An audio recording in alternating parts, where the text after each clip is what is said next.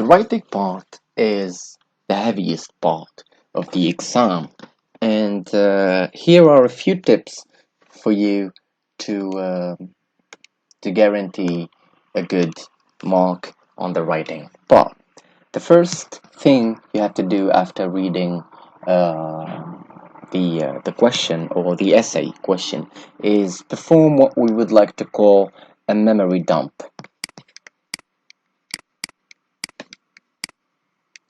What is a memory dump? Memory dump is writing all the informations that you recall. A writing dump is on a paper, on the other, of course not on the exam's piece of paper, but you try to, after reading, let's say it's about the pros and cons of tourism, you try to write all the information that you recall, everything, whether that be names, dates, data. You try to write down all those informations that you had to memorize in the note form, and that's about it. So that's the first step, well, for me. The second one would be to read the questions and instructions very, very carefully. Read the questions carefully. Holy shit. I'm sorry about my bad language. You have to read over all the questions on the exam. If you simply answer each question as you encounter it, you may give a certain information, some type of an evidence to one question that is more suitable for another. Be sure to always identify all parts of the questions, because sometimes teachers tend to give you an essay about how what are the necessary means to try to avoid global warming. You try to process it. You say, you give why are we actually having global warming, and then try to give the answers to the question. The third part would be to formulate a thesis. You can use formulate a thesis.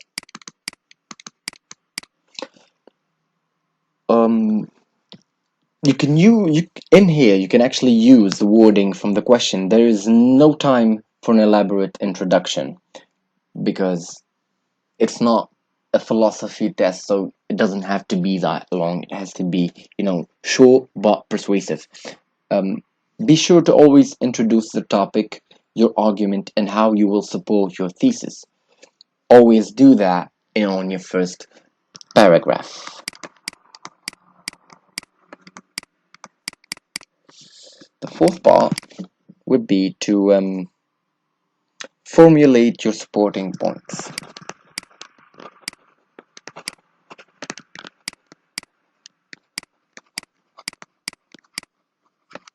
Whether that be, of course, supporting or opposing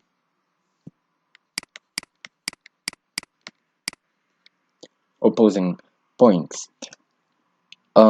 Before you proceed with the body of the essay, you need to write an outline that summarizes your main supporting point or opposing point.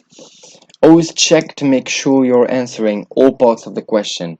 Coherent organization is one of the most important characteristics of a good essay. You can't ask a question, and then when a teacher reads the essay, does not find the answers to those questions. The fifth part would be to make a persuasive argument.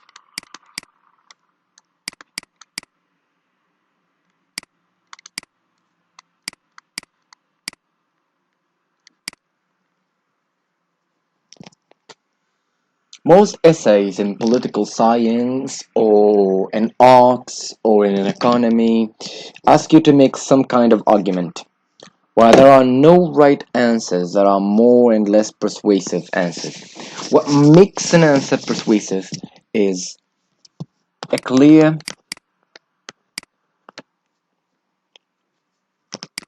point that is being argued. Do not try to jump from subject to subject. Always try to make that clear point, that one point that you're trying to talk about. Your main your your main objective. Sufficient evidence to support that thesis.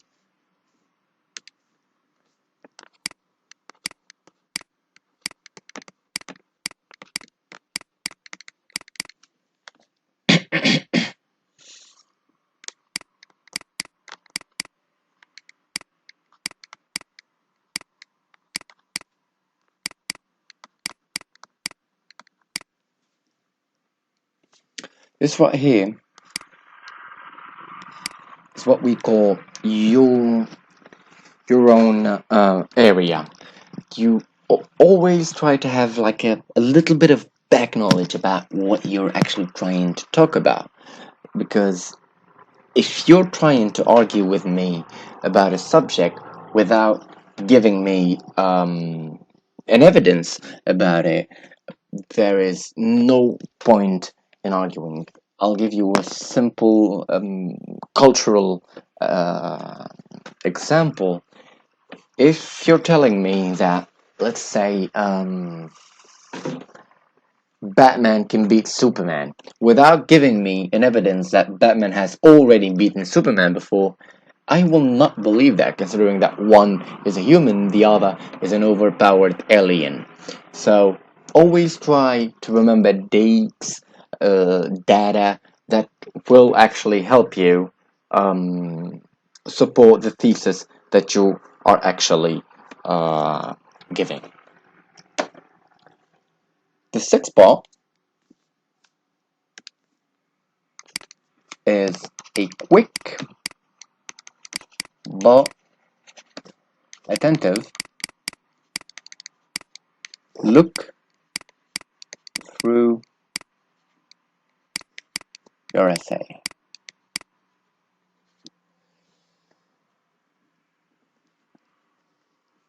After finishing writing an essay, take a few minutes. Of course, we're always talking about people who write in the note form, and that's what you should do. You should not start writing your essay directly into your exam paper.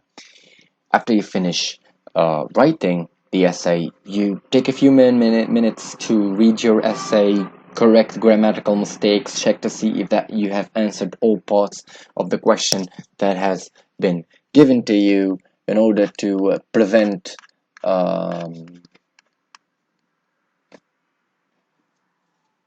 errors. Things to avoid.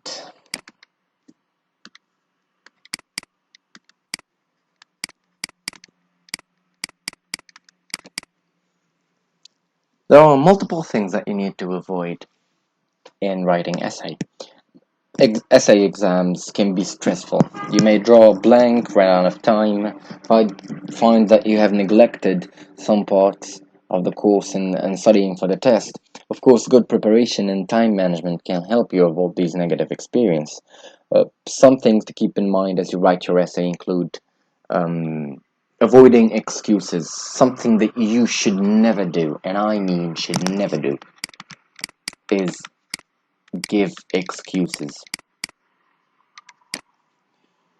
Never write at the end of your paper that you ran out of time or did not have the time to study because you were sick. Make an appointment with your teacher or anything of that. Always avoid excuses.